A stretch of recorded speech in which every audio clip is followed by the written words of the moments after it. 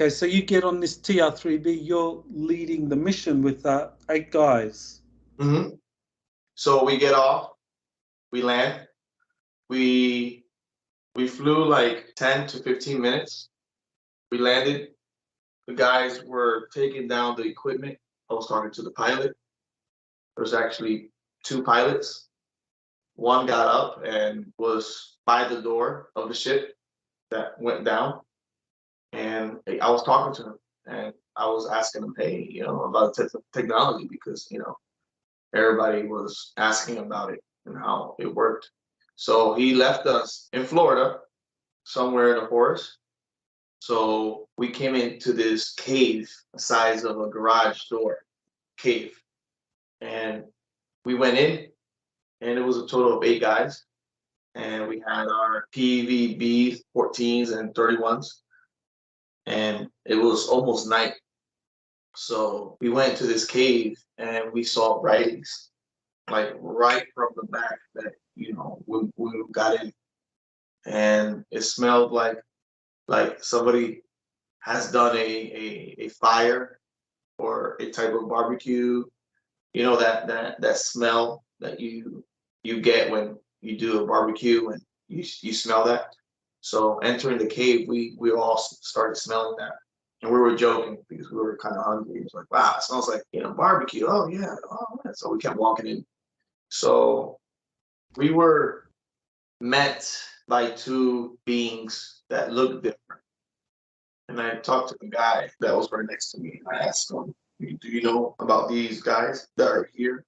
And they're like holding a staff-looking thing, and they're like protecting the entrance.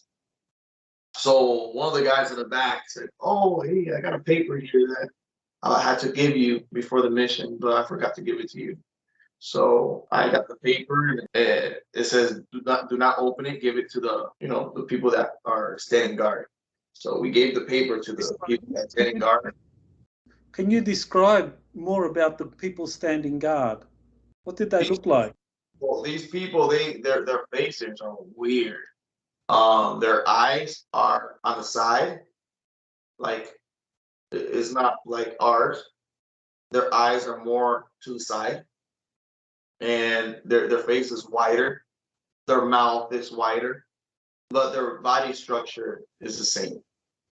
I remember seeing a total of probably like 4 fingers instead of 5. They were wearing like a robe type of thing.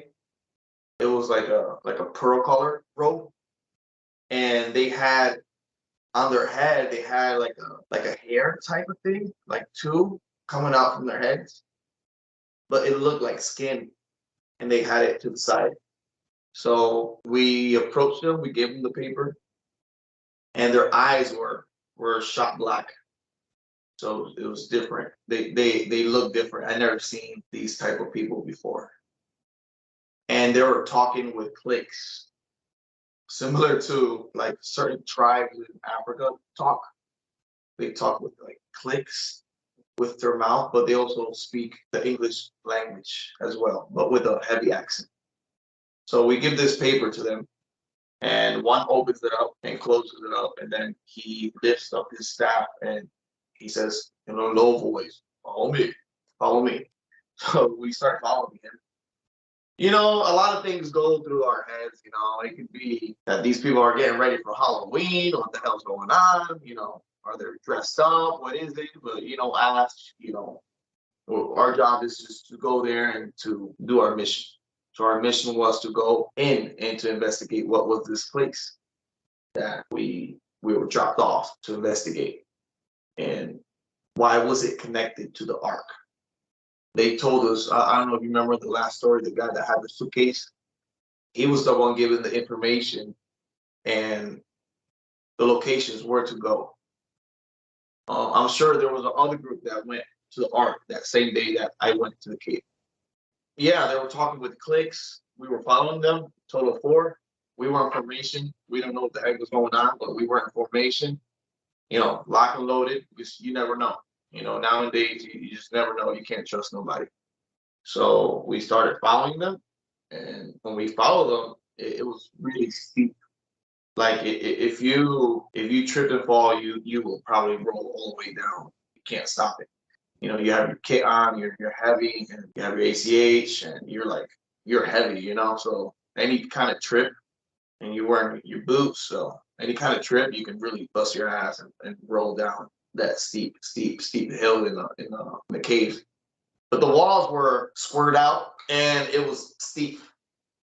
Sometimes there were steps. I was doing my pace count. My pace count was like 74 to 76. So every 76 or 72 steps, we saw, like, I felt stairs like for 15 meters, and then it kept going steeper. There was a time that it went so steep that we did a chain.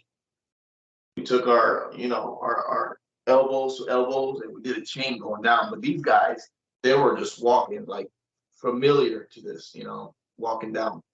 So we kept going down and down. Man, we walked like, probably, we were basically rucking. We walked like for maybe 40 to maybe an hour. I was checking my time. It was like maybe like 45 to an hour.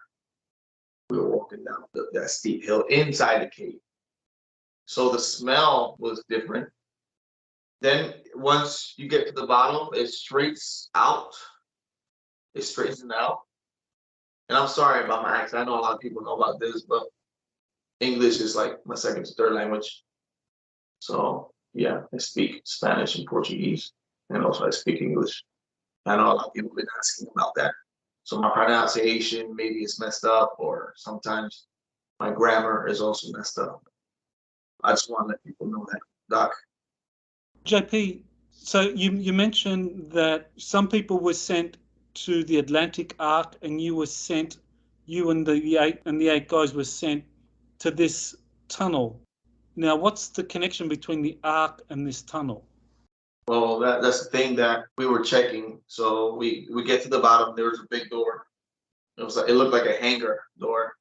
So this guy, he touches this round looking rock, and I'm talking about the different looking beam.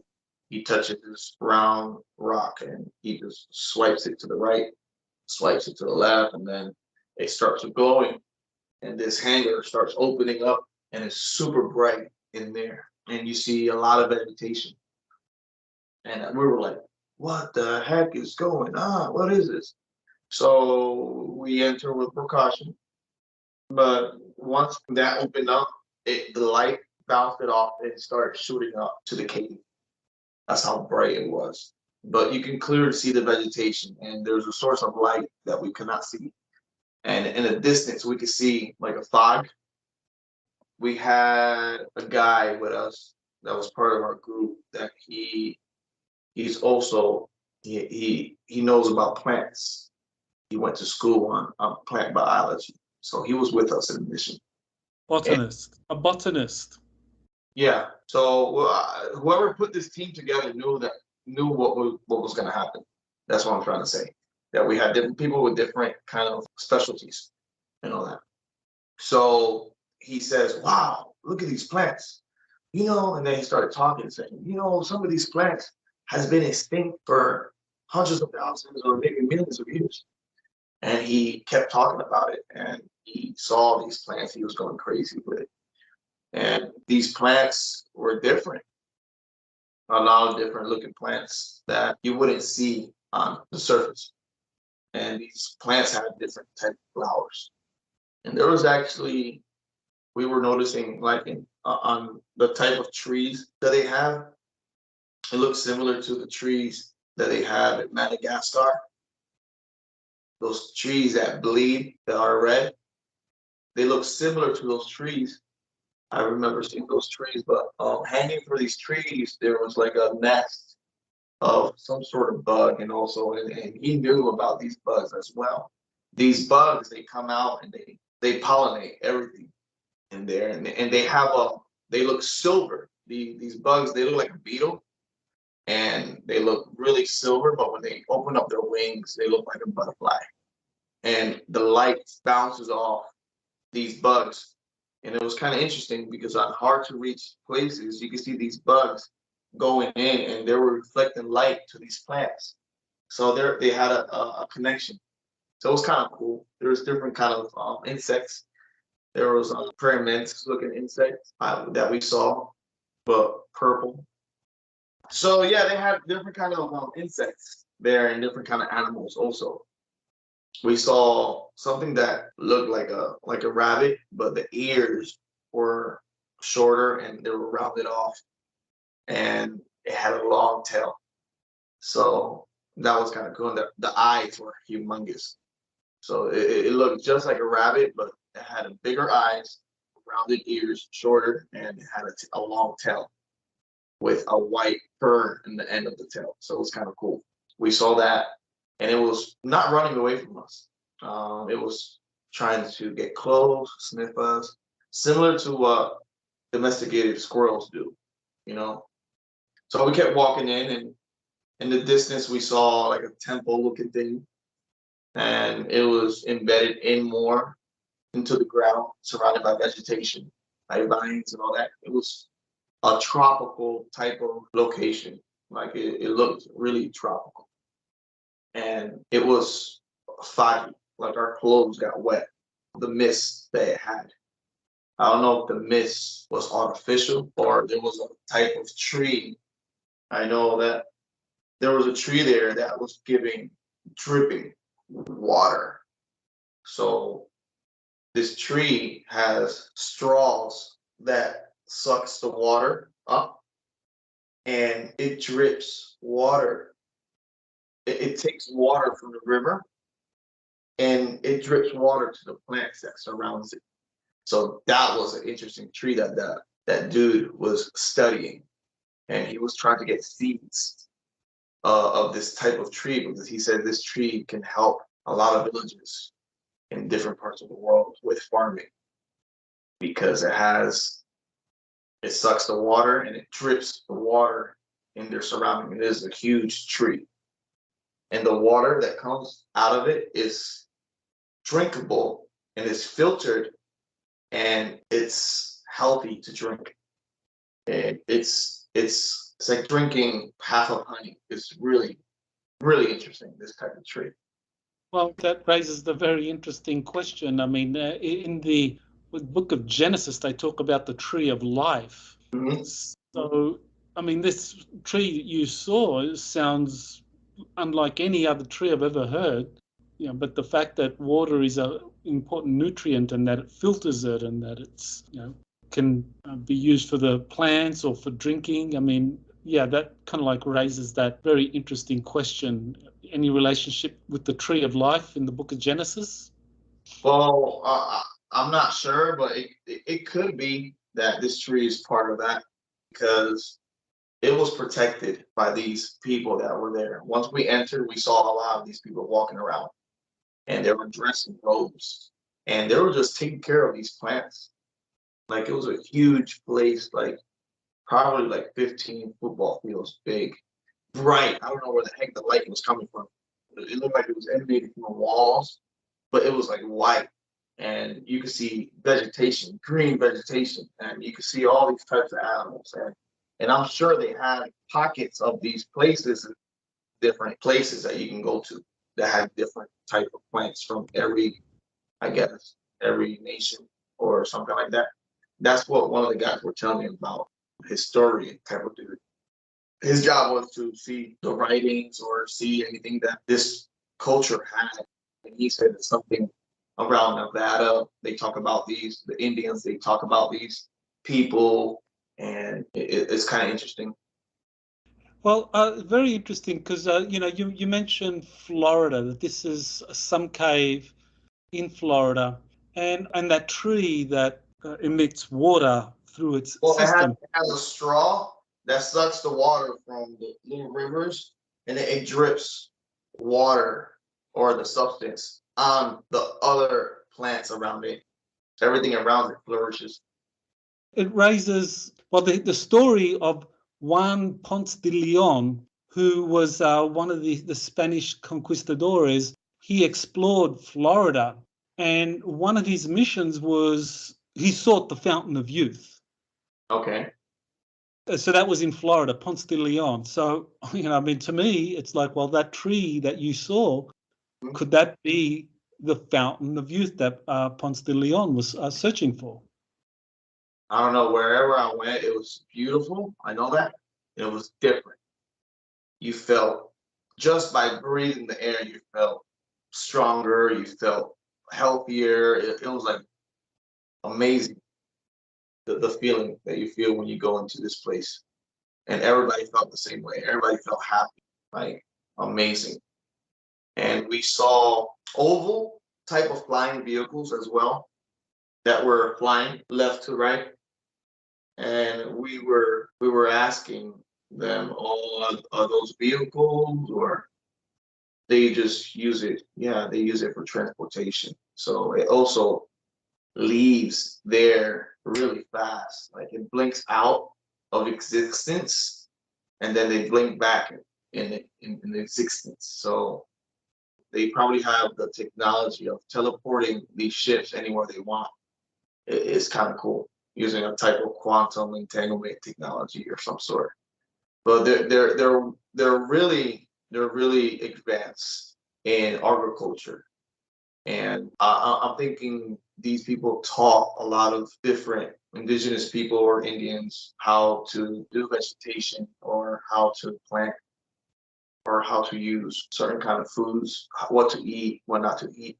So it's kind of interesting where we went. And we kept walking down into this temple-looking thing, and then we started seeing writings similar to, it was similar to the Indians in Mexico. You mean the writing was similar to what was in the Atlantic arc that the Mexican Aztec people saw and started? Curiamate, exactly. Exactly. And now we know that a Kuriamate means is an activation code. Yes.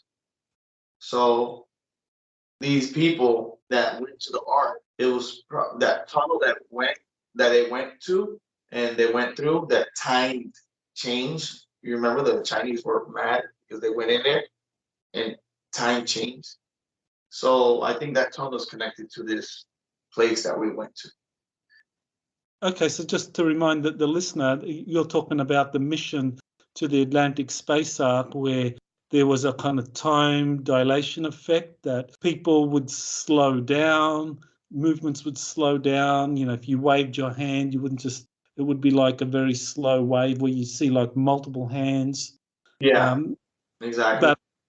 But the Aztec Mexicans were able to walk through the space arc there under the Atlantic because they were singing and dancing a Kuriamate, and they went through. Whereas you mentioned the Chinese members of that expedition, that they got stuck. They couldn't move. They couldn't follow the Mexicans, even though they wanted to. All the Aztecs guys into the cave, and remember that we left them behind. And when we came back to pick them up, they were different. It was kind of interesting. So we started going into the temple, and we saw these writings, and we saw in the distance like a sarcophagus. How you say it? Sarcophagus? There we go. Yeah, my language is messed up, Doc. I don't know what to do. I don't know how they can hear me in the army, but I know there's a lot of Spanish speaking people in the military, that understands me. So it was huge. I have to tell you that. And they were protecting this type of tomb, whatever it was. And then the guy that could read the writings, he said that what they had in that tomb was a type of god that they were waiting for it to come back alive. So for a god to come back alive, to return. yeah, we went in there, and there was candles, but these candles were made by a vine. It looked like a vine, and you can see fire coming out from this vine. So it was actually a plant that can create fire that they had hanging in the temple. And this plant, every couple of seconds, it does like a puff, and it creates light. like a fiery, like a candle. And I think is the same way, I guess, it uses like a acidic kind of thing, and it does a puff, and it creates like a fire, but it doesn't burn away. It just keeps doing it. So they had dozens of these plants around the temple, and the smell of the puff was like vanilla, amazing smell. It's beautiful, and then it looked like. Let's see if I can. So this is an example, okay? It looks similar to like this, but it looked like their vine swings up, and then it has a beautiful flower here, like a reddish yellow flower. And this vine is like this, and it puffs up, and it gives like a little smoke, and then it turns into fire, and it lights up. And I think this plant does that to attract the insects at night. So that's what the plant biologist was talking about. He says, wow, I didn't know plants can do that. They could attract insects by the little flame, and also by the smell that that flame does. So these plants were kind of interesting, because now this makes me understand how the ancient people probably lived inside these caves on Earth, and the lighting of how they probably painted came from these plants that probably lit up. Now you just described the vine that had kind of like almost like a firefly, like it just has, it lights up, kind of like, I guess, a firefly. Now, is that plant or the vine that carried these little bulbs that would just kind of like light up like a firefly, is that similar to what you saw on the Atlantic space arc? You said there was these plants that were covering the writings and that they were luminescent. Is that the same? Yeah, it's similar to those plants, but this one was different. It was quite different, these plants. Yeah, it's similar to those plants, but those plants in the ark, they glow. They were glowing. It's not, it does not emit fire like real flame like these plants. I see. And the name that he was giving me, tractores de insectos. That was the name they were given, attractors of bugs in Spanish. The people that they look different. Remember, I was telling you they were there with us, walking with us, and they said tractores de insectos, attractors of insects. And we saw a lot of like type of Venus fly traps also, but different. They look so different. They look like drums, and they open up like they just open the mouths, and they close, and they have this seed on top that when it closes, it hits them, and it makes a noise like a little drum. So that was kind of interesting also, seeing that. So every time they catch a bug, they have like seeds that hits the top of it, and it makes noises at night. So you hear all these types of Venus kind of plants like closing and opening at night, similar to what frogs do. So these plants, they were different back in the days. They were more communicative with each other, like more like regular mammals or insects. The plants back in the days, they were more communicative with each other, and they did a lot more different stuff than what we have now. Okay, so you're seeing all these exotic plants down there at the bottom of this very large cavern that has anti-gravity craft that flies around, and this mysterious tree, and these vines that have a kind of like some kind of organic fire breathing or fire emitting plant. So what else did you see? We saw these people bringing a type of food to us. We sat in a circle, and they were asking me, "Hey, how long do we have to be down here?" I said, "I don't know. They have to give us something back. After we're here, we have to bring something back with us." So we were just waiting. We didn't want to be rude and say, "Hey, give us whatever you need to give us, and let's get the hell out of here." We don't want to be, So it was a pleasant. It wasn't like it was not pleasant. We didn't have no bugs biting us. We didn't have nothing bothering us. Our OCPs has bug repellent regardless. So a lot of military people would know that. So it was a pleasant trip, and we were just waiting for them to give us something in return. And we had to protect whatever they give us and take it with us back to the base and give it to whoever was asking for it. They brought us this type of food. I can tell you what kind of food they had. The food was similar to like beans, but it was mushed up, and they had plates that look really steep. It was made of clay, and there's you eat it, and you feel a little bit dizzy eating it, but it's good food. They give that kind of food to us, and we ate it, and then they took us into the temple, and they showed us the being that was in there. And I don't know how to describe this, but he was huge, big, and he looked asleep, and he did not look like these creatures. He looked humanoid to us. We looked at it, and he looked like he was asleep, and they were just waiting for him to wake up. And I thought that he was gonna wake up while we were there, so I didn't want to be there when he woke up because I don't know what the hell was gonna happen. How big was he? He was like the sarcophagus. How you say it? Sarcophagus.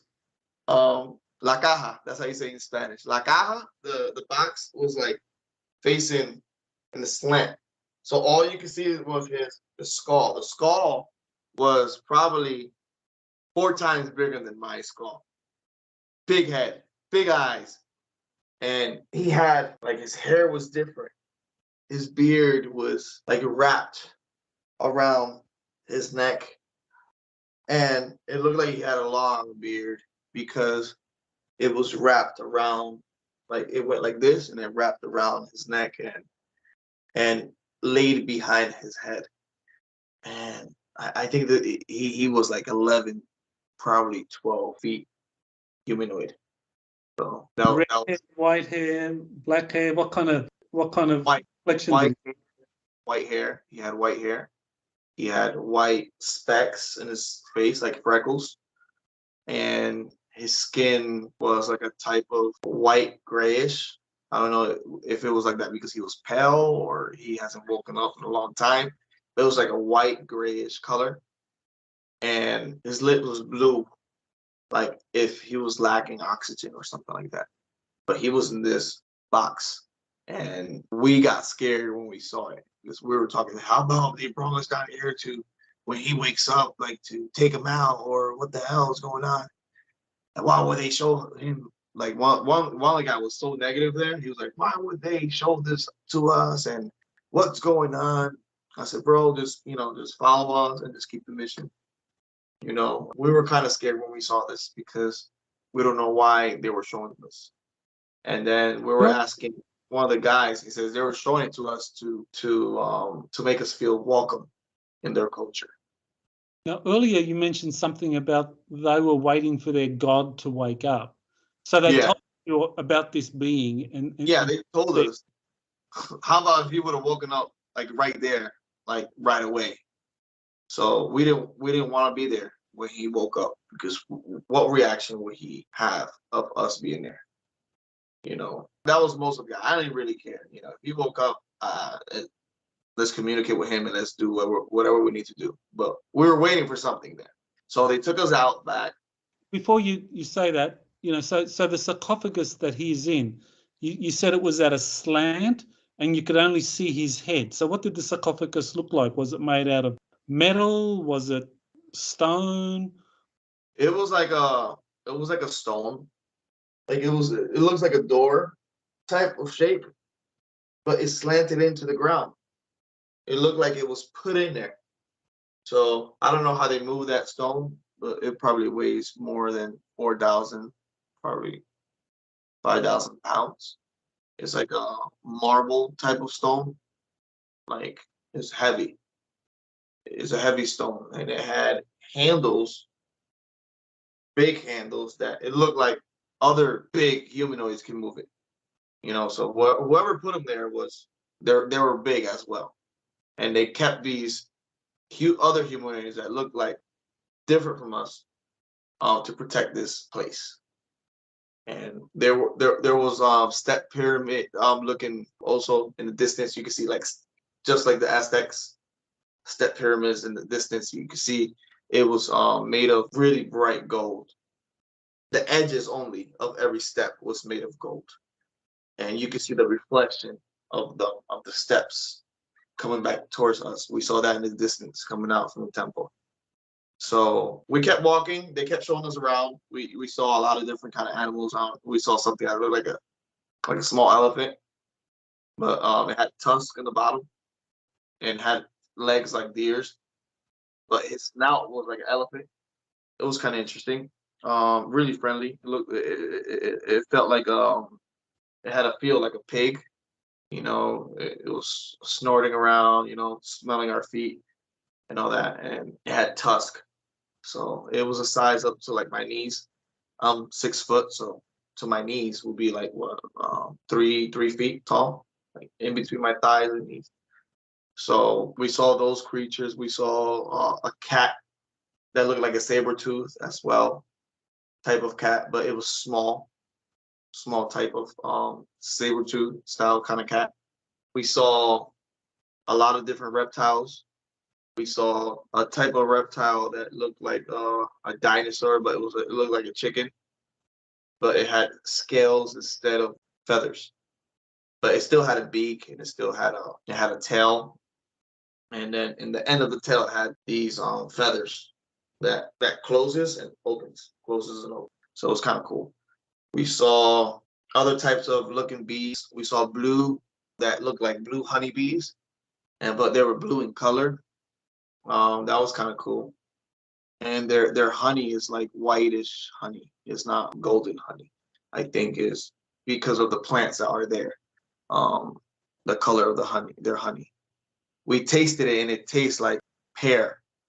The honey, it tasted like pear, like a really, really, really ripened pear.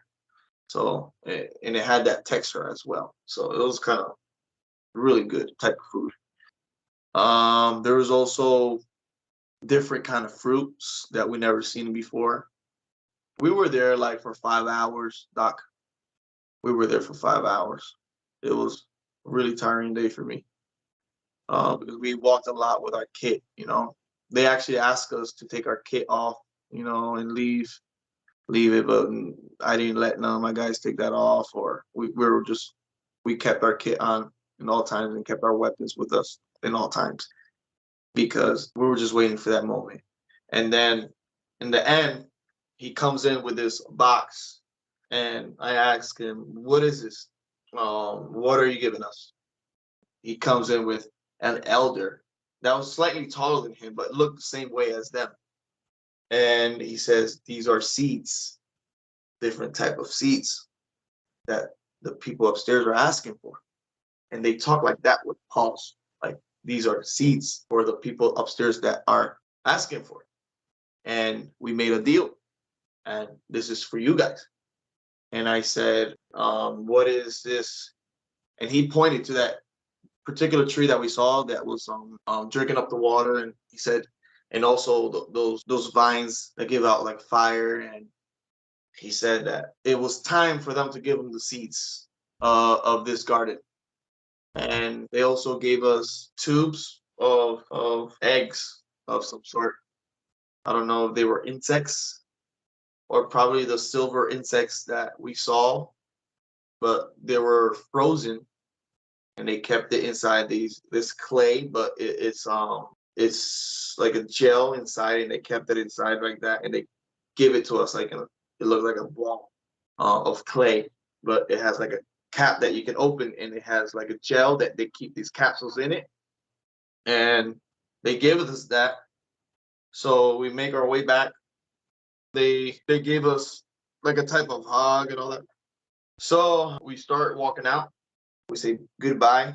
And then I asked, are we going to see you guys again?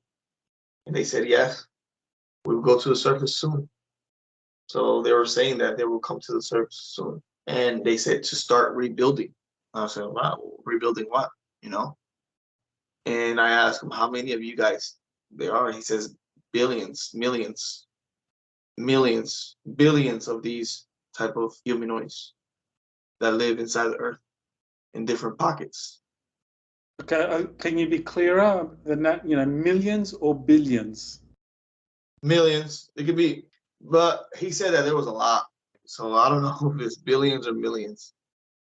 And we kept walking up the cave. We were tired.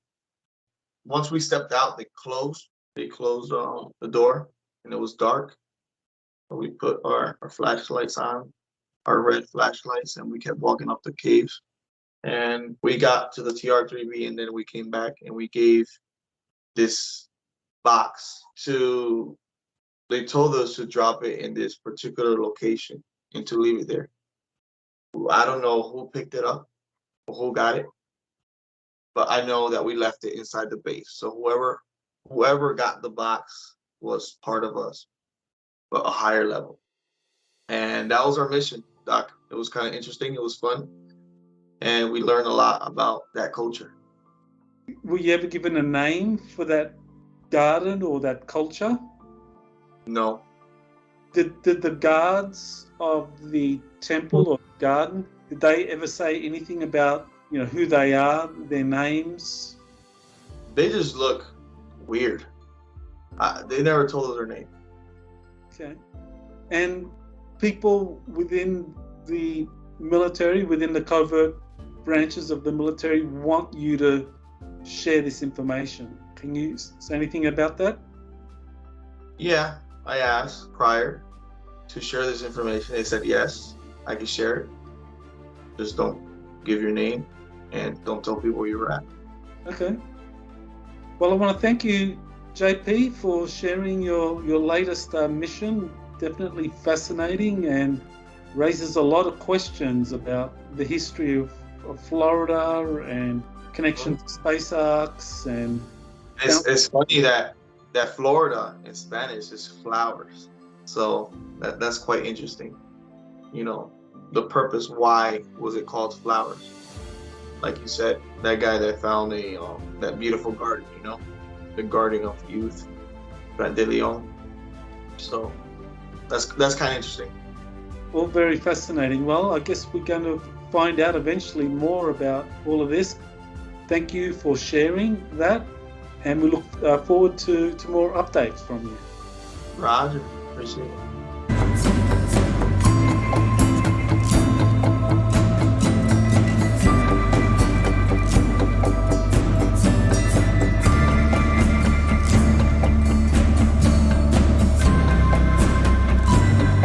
I'm very happy to have JP back on Exopolitics today. He had a mission recently, and so welcome back, JP. Tell us about your mission.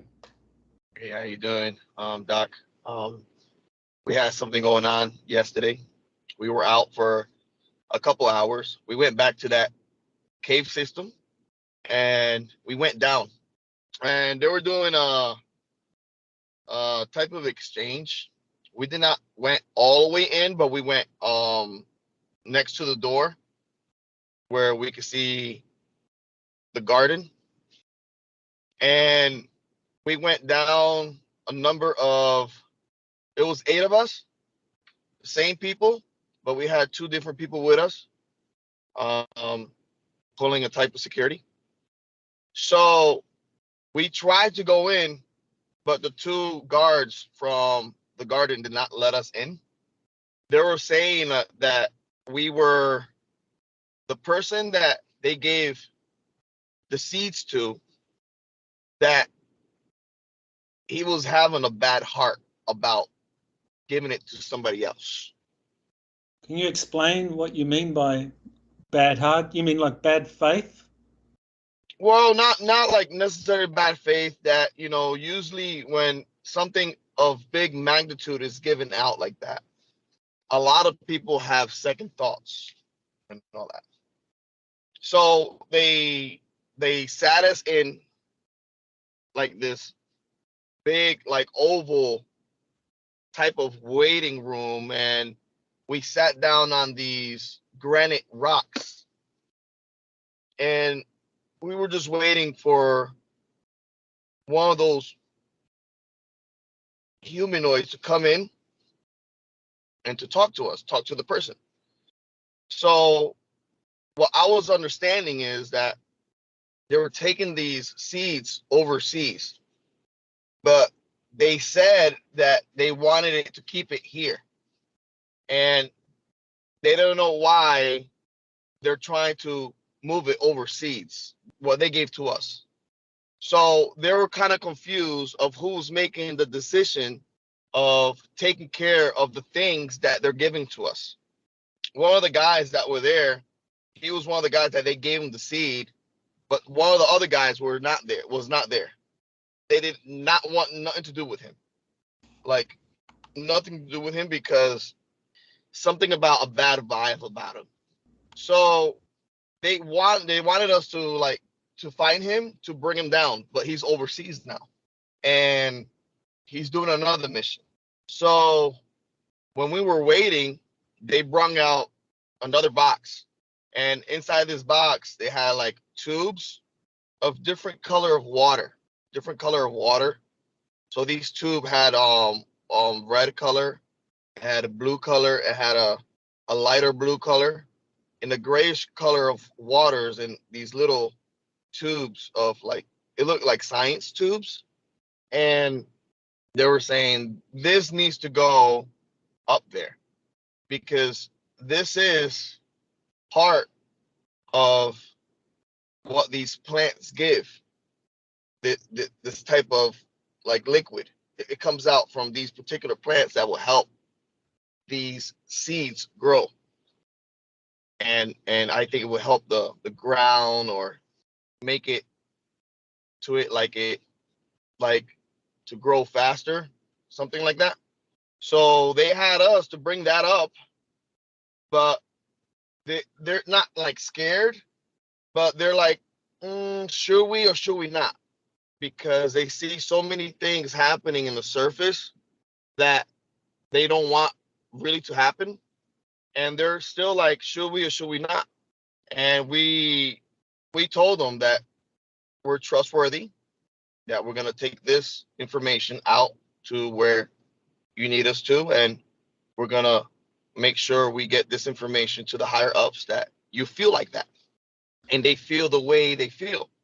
So they want to give us more stuff, but they're being hesitant now to give us more things. So with the original box and the seeds that were inside, these humanoids now, I mean, are they humanoids? Are they ant people? Maybe you can talk a little bit about that.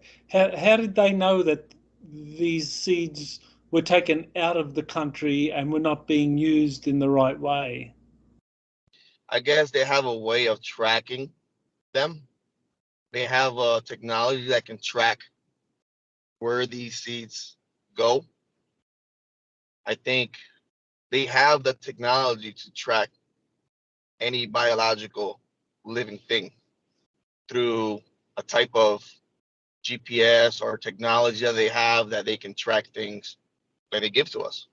They have a way to track anything that they give to us. It's connected somehow. Everything is connected, Doc. Yeah, I was going to say, the person that they felt had a bad vibe. I mean, that person, did he take the seed? I mean, I think, yeah, explain. I mean, he took the seeds from the last expedition out of the country. And so was that because the seeds were supposed to stay here, to be used here in some way? Well, what was explained to them was that the seed was going to stay here. But now they know that the seed is not here no more, and where, like, they know where the seed is. They didn't want to give a specification where the seeds are or nothing, where they already know where it is. They don't want that information more to come out.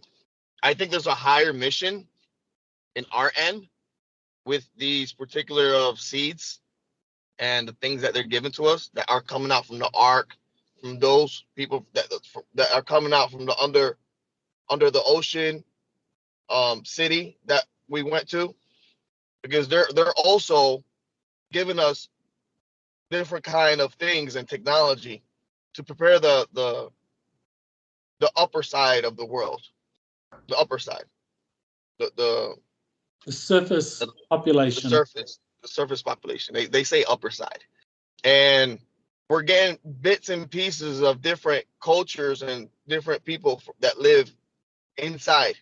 Like, they're all connected to each other, and they're knowing that they're getting us ready for something that's gonna happen. Okay, and how did they communicate, and with who did they communicate? I mean, you were leading this 8-man squad. I did not lead this mission. Somebody else was leading. But the last mission I was, well, leading in a way as the security portion, Doc.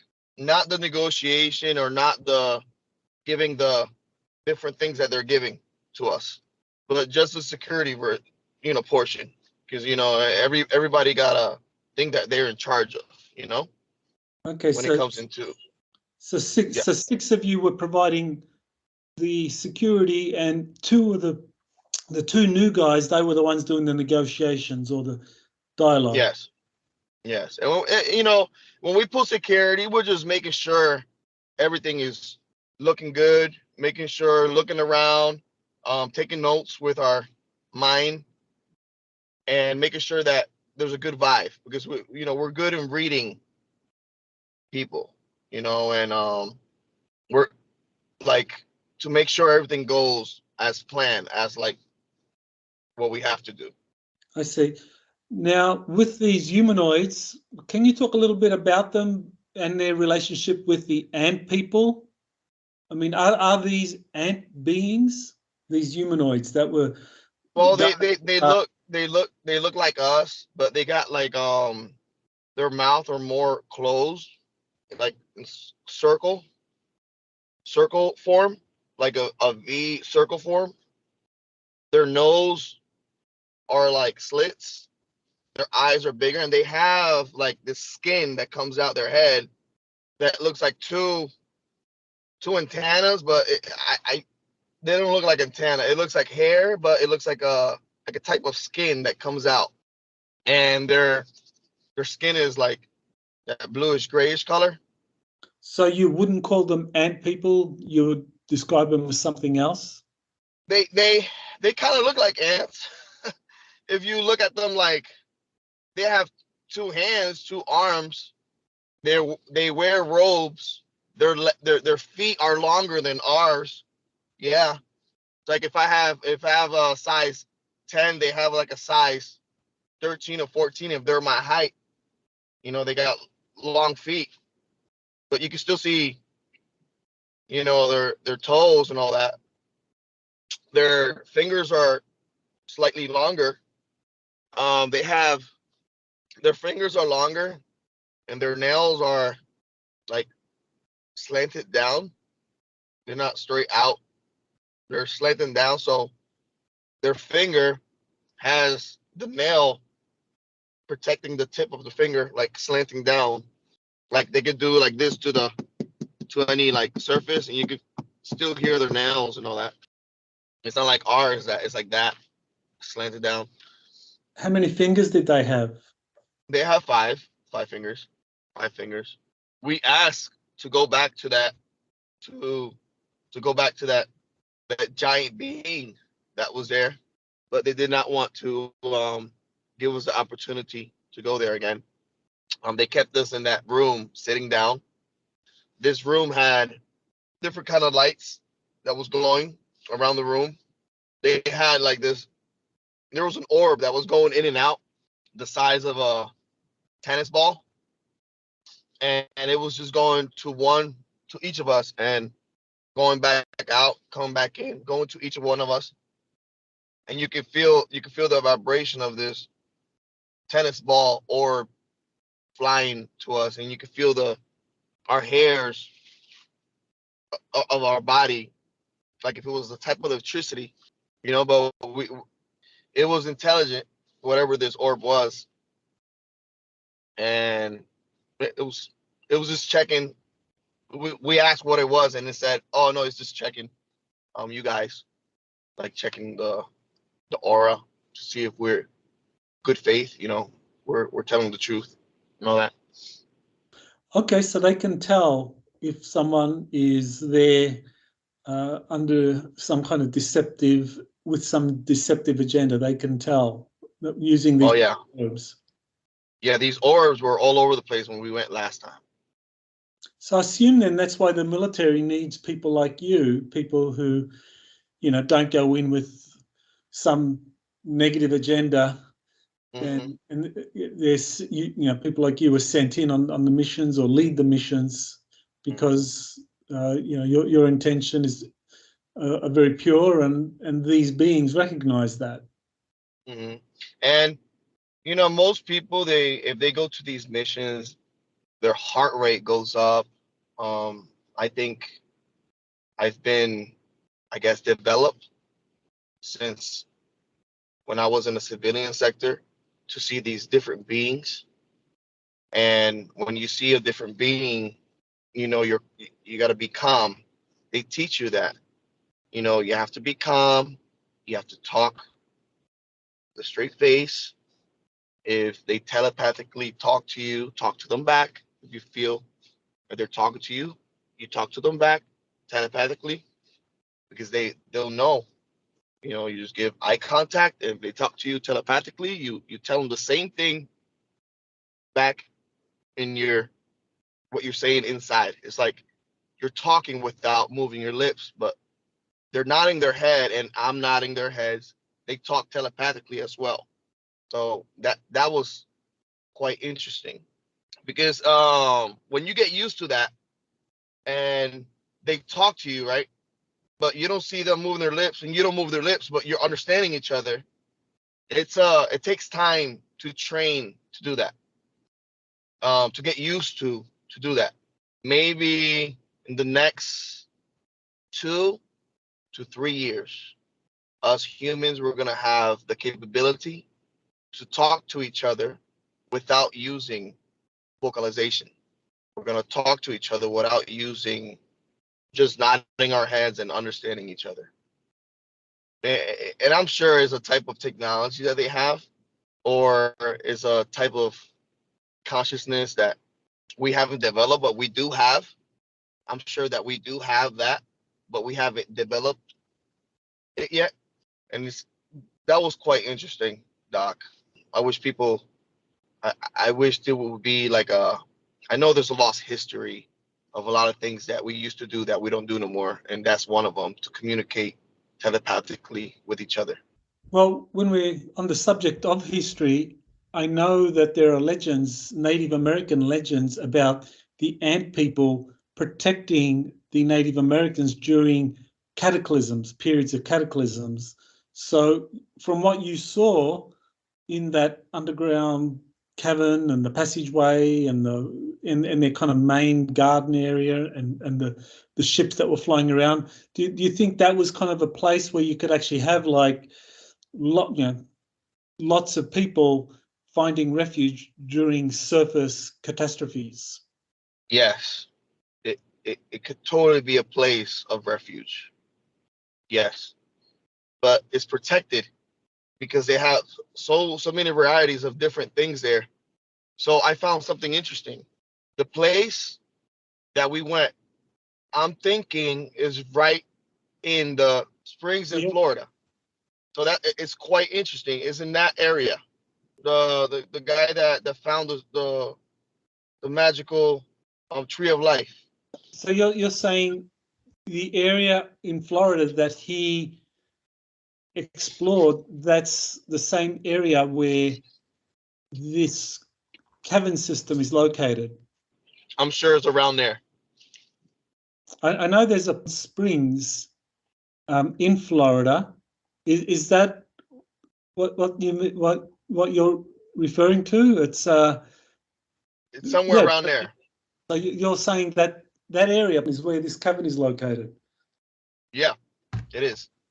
Interesting. Well, there's a Florida State Park, so is it under the park? Yeah, you can see the radius of it, how big it is.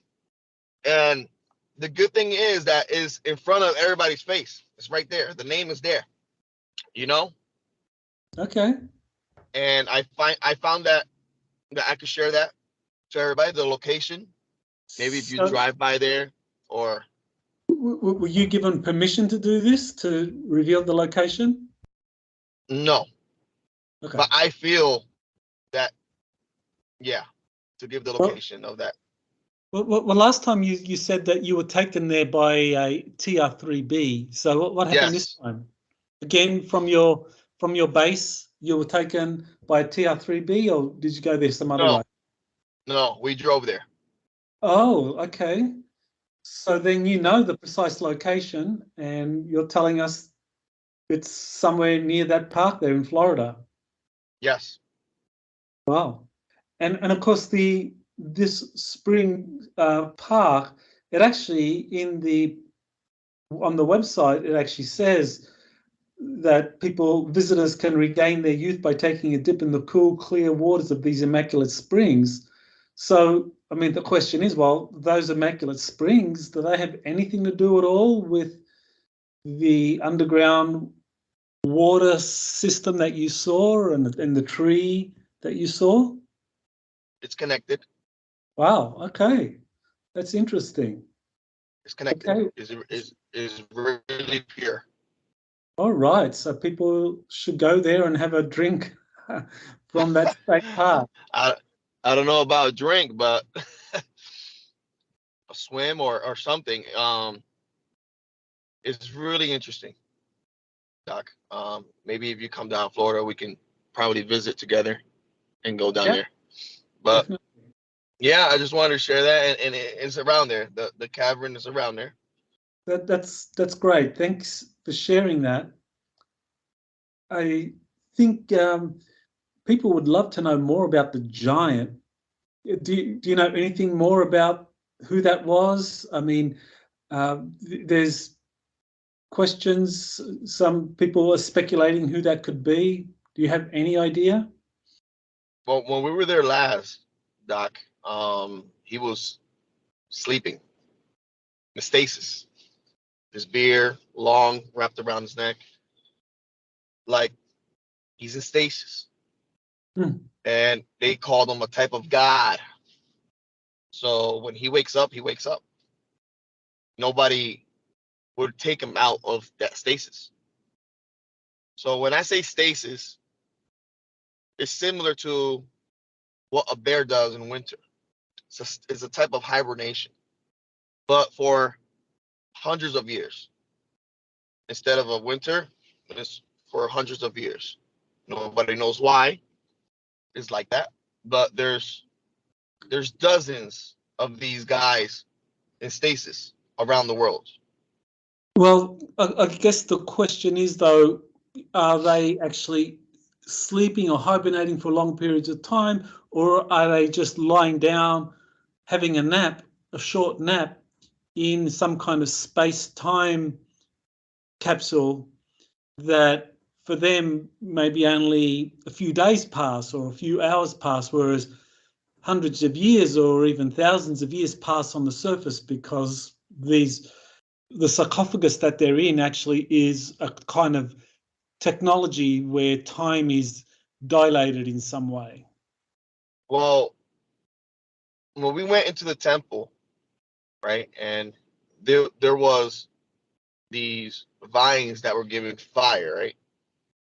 I remember me telling you that. There was a feeling of vibration around it. Yeah, I could tell you that. But I'm not sure if it's a time. We didn't get as close enough to feel that, but I'm sure it could be that type of technology. with the way that they were protecting it. And the way that the symbols were on that type of temple, it was similar to the ones we saw in the Ark, where we left the Mexicans, the Indians, and the time slowed down, where we saw these symbols and they kept walking, and the Chinese, they tried to go behind them, but time was really slow. So I'm sure it could be that same type of technology. When the Mexicans came back, we don't know how time was changed when they went in through the Ark, because you could see them different, like more alert. But I'm sure it's a type of technology that keeps them in stasis, in condition. I believe it could be one of the gods that comes down to teach and to know when something is wrong, to wake up. I think one of the Egyptian gods, Thoth, who is known for having prolonged life and having taught the secrets of human longevity, I recall that he traveled to Florida, or there are stories or rumors, I think it might come from the Emerald Tablets, or some sources say that he traveled to the Americas. So I'm wondering if that could be Thoth. He did have, like, he was huge, Michael, Doc. His hand is like probably like 6 times bigger than my hands. Big guy. His skull is probably like also 6 times bigger than my skull. You know, you can see his jaw, his beard. Like, if he was alive, he would be really intimidating looking, you know?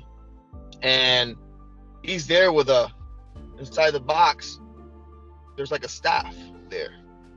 There's a staff, a golden staff that he has there. But other than that, I could tell you more. By that, I know these beings are protecting it, and they're just waiting for the moment for him to wake up, and I guess to all the other ones to wake up at the same time. And I think it's gonna happen during the same time the arcs probably will come out and everybody will see. So everything is gonna happen in unison. Well, thanks for keeping us up to date with what's going on and these missions that you're doing, and I'm very much looking forward to these beings waking up and the arcs becoming active and being seen, and you're going to be able to give us the information we need to kind of understand it all. Roger that. Thank you for having me. Well, awesome. Thank you, JP.